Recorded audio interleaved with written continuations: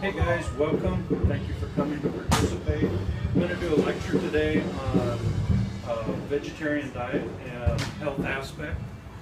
I really appreciate you guys participating. It's a huge help for me. This is for my speech class, and we're going to upload it to YouTube so you'll be able to check it out there.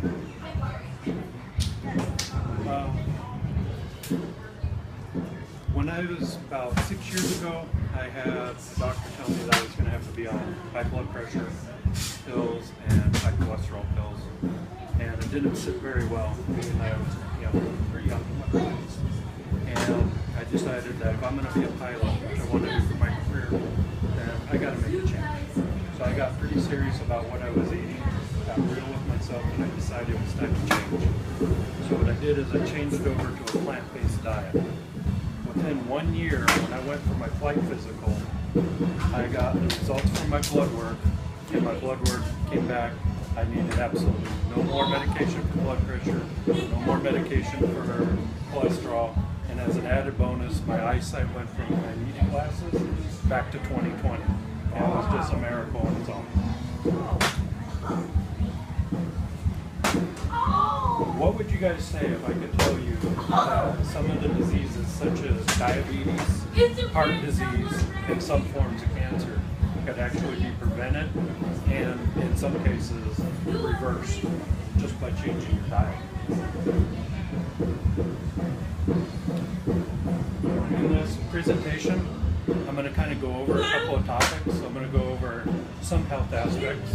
I'm going to go over debunking some myths about a vegetarian diet and the price, cost of it, time to prepare it.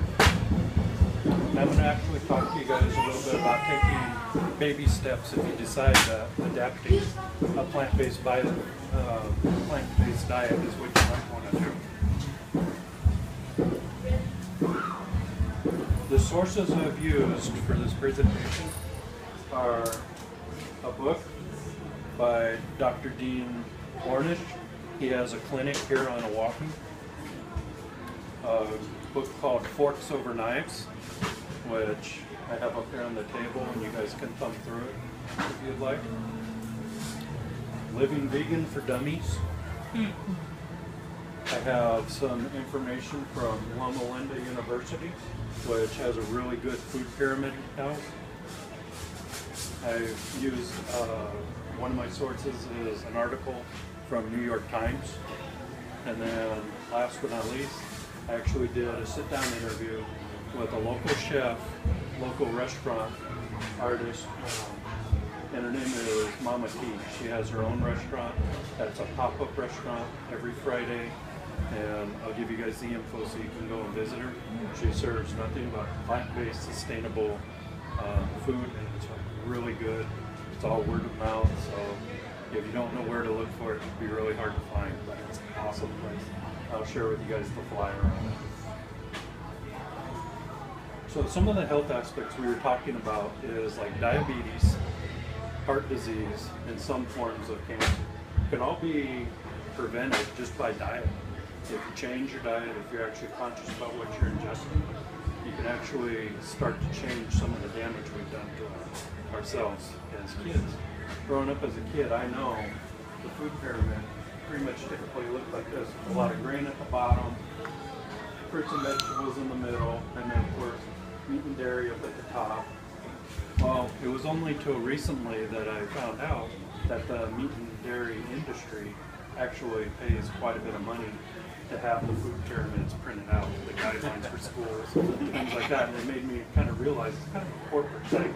Yes. You know, I have up here listed the difference between the price of a Big Mac versus a salad, which you guys really got to take a look at. And it shows the government subsidies that they do for the meat and dairy industry that they don't do for the local farmers.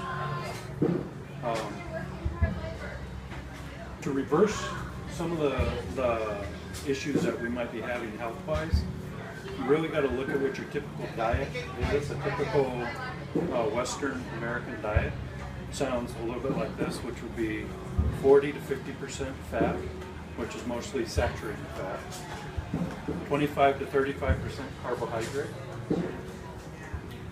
400 to 500 milligrams of cholesterol per day. That's kind of kind of high when you start thinking about it. So in order to make the preservation, to actually turn things around for your body, you'd need to adopt a more plant-based diet, which would look something like 10% fat, which is mostly polyunsaturated fats. You'd want 70 to 75% carbohydrate, and you'd want 15 to 20% protein and only 5 milligrams of cholesterol per day, which is a huge difference. In doing so, you might find where people like to say, oh, I need meat because it has lots of protein in it.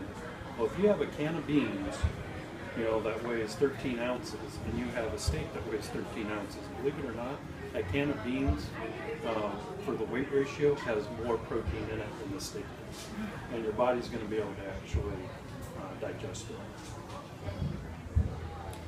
Most medical doctors, I found out recently, actually have less than 25 hours of nutritional classes to become a doctor. So unless they claim to be a nutritional specialist, most of them have very little to none nutritional background. So when I have my body, I want to actually do my own investigative work and figure out what's going to work best for me.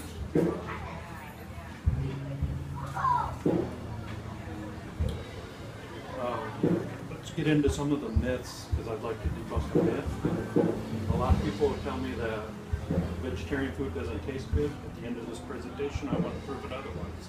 I made some non-pastrami sandwiches. They're actually just fried cabbage. And I'm telling you, it's going to taste exactly like a pastrami sandwich. You can see right up here on my board, I have several of the items that I like to use out of the grocery store. So if you're starting to become a vegetarian, these are great things to use for meat substitutes. You got just regular old tofu, which you can put in just about anything. I found soy chorizo, which is excellent for tacos. Got vegetarian bacon, which actually tastes like real bacon. And then there's all kinds of chicken and meat crumbles, things that you can use. When it comes to taking the time consideration into effect, it really takes no more time to make a vegetarian dish than it does a meat dish. In fact, I found it's probably a good 30 to 40% less time to cook my vegetable dishes than it is a meat dish. And I'm not having to worry about certain temperatures that I've got to reach, because I'm not having to worry about cooking out aerosols. If you're interested in taking on a more plant-based diet, one good way to do it is there's a new movement which is called Meatless Monday. Meatless Monday, people are just making the commitment to say no meat on it. If you can't quite go the whole day, that's okay. Maybe you can just start off with one meal, maybe 2 meals. Maybe eventually you can take it up to multiple meals, and then multiple days, and then multiple months, so on as far as you can go. What I would definitely recommend though is don't do just a crash diet fad, because this isn't a diet, this is a lifestyle change. If you want to be successful with this, then you have to listen to what your body wants. Because if you try and go all or nothing, chances are you're probably going to fail, and then you're just going to give up on it altogether.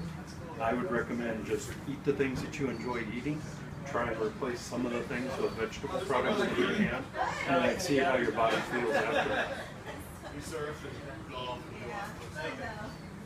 So in review, we kind of touched on some health benefits and ways to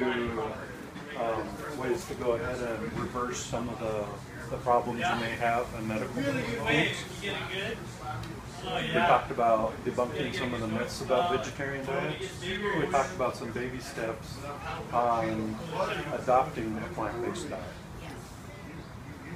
So in conclusion, I'd just like to really say thank you to all you guys. I also say thank you to Mama T for all the insights she gave me.